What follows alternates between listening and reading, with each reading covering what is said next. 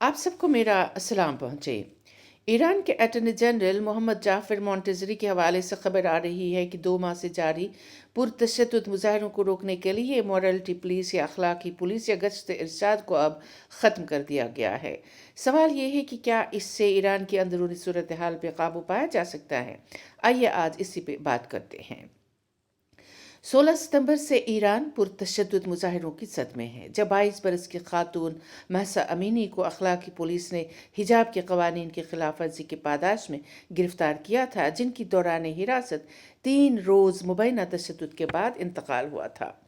ये मुजाहरे अब मुल्क के अतराफ में फैले हुए हैं। अक़वाम मुत्तहिदा ने कहा कि इन मुजाहरों के दौरान 300 से ज़ायद अफराद की जान चली गई है, जबकि ईरान ने हलाकतों की तादाद 200 बताई है। इससे कबल सदर इब्राहिम रईसी ने गो कि ईरानी हुकूमत को आवाम के बुनियादी हकूक़ का मुहफ़्फ़िज़ बताया है, मगर एहतजाजी मुजाहिरों के मनाज़िर देख कर ऐसा अंदाज़ा लगाना मुश्किल नहीं कि मजलिस शूरा ईरानी अवाम का एतमाद खो चुकी है, बल्कि मजलिस शूरा के आइतलाओं के माबैन रस्साकशी ज़ाहिर हो रही है।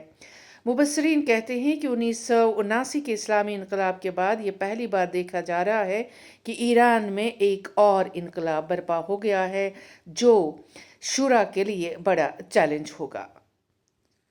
हाल ही में आपने देखा होगा कि कतर में फुटबॉल के आलमी वर्ल्ड कप के दौरान ईरानी टीम ने कौमी तराने के वक्त खामोशी इख्तियार करके एहतजाजियों के साथ यकजहती का मुजाहरा किया, जिससे पूरी दुनिया में ईरान की जानिब तवज्जो मरकूज हो गई।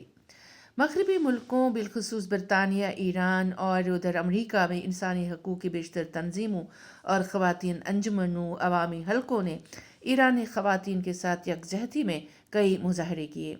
अपनी हुकूमतों को ईरानी ख़वातीन के हकूक़ का तहफ़्फ़ुज़ करने की ज़मानत लेने पर दबाव डाला, जबकि ईरान समझता है कि मगरबी मुल्कों ने ईरान में हुकूमत मुखालिफ शोरिश को हवा देकर वो यहाँ अफरा तफरी बर्पा करना चाहते हैं, जो इराक़ के बाद उनका नया हदफ है।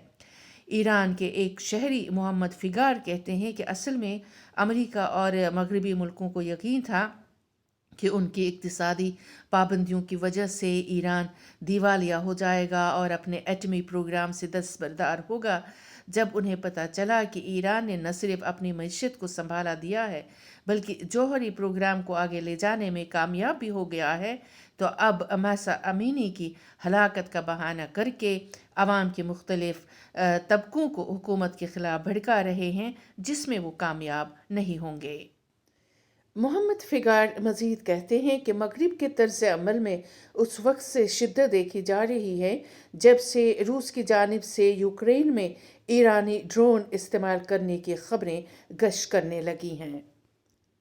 फ़िगार कहते हैं कि बाज़ मुल्कों ने जो ख़ुद को जमहूरियत के अलंबरदार कहते आ रहे हैं, ईरानी ख़वातीन के हकूक़ के बारे में आवाज़ उठाई, जबकि ख़ुद इनके मुल्कों में न सिर्फ मुस्लिम अक़लियत को निशाना बनाया जा रहा है, बल्कि मुस्लिम ख़वातीन के नक़ाब पहनने पर पाबंदियाँ भी आयद करते जा रहे हैं।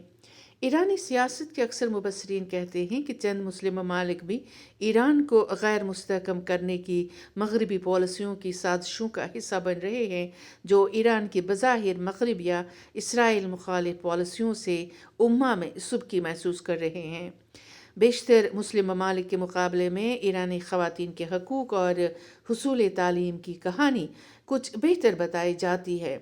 फिर सदारती इंतखाबात या मजलिस शूरा को मुंतखब करने का अमल भी बेहतर तरीके से अंजाम दिया जा रहा है, जिससे बज़ाहिर मगरिब से ज़्यादा मुस्लिम ममालिक परेशान नज़र आ रहे हैं। असल में काफ़ी अरसे से अमरीकी और मगरबी मुल्कों की इक्तिसादी पाबंदियों ने मुल्क में माशी बदहाली को मज़ीद अबतर कर दिया है। औरतों के साथ साथ होने वाली ज़्यादतियों के वाक़यात और मुनहरफीन को गिरफ़्तार करने की कार्रवाइयों में चंद बरसों से इजाफ़ा देखा जा रहा है, जिससे अवामी हलकों में शदीद गुस्सा पैदा हुआ है। ईरानी हुक्काम ने इसका इज़ाला करने के बरक्स अवामी इज्तिमात को रोकने के लिए ज़ोर ज़बरदस्ती के वही फरसूदा इक़दामात करके हालात को मज़ीद बदतर बना दिया। अवाम के गुस्से को रोकने की कोशिश नहीं की, बल्कि हज़ारों की तादाद में गिरफ्तारियां करके हालात को इतना बेकाबू किया है कि जो मुबस्सरीन के ख़्याल में एक और इनकलाब शुरू होने का इंदिया देते हैं।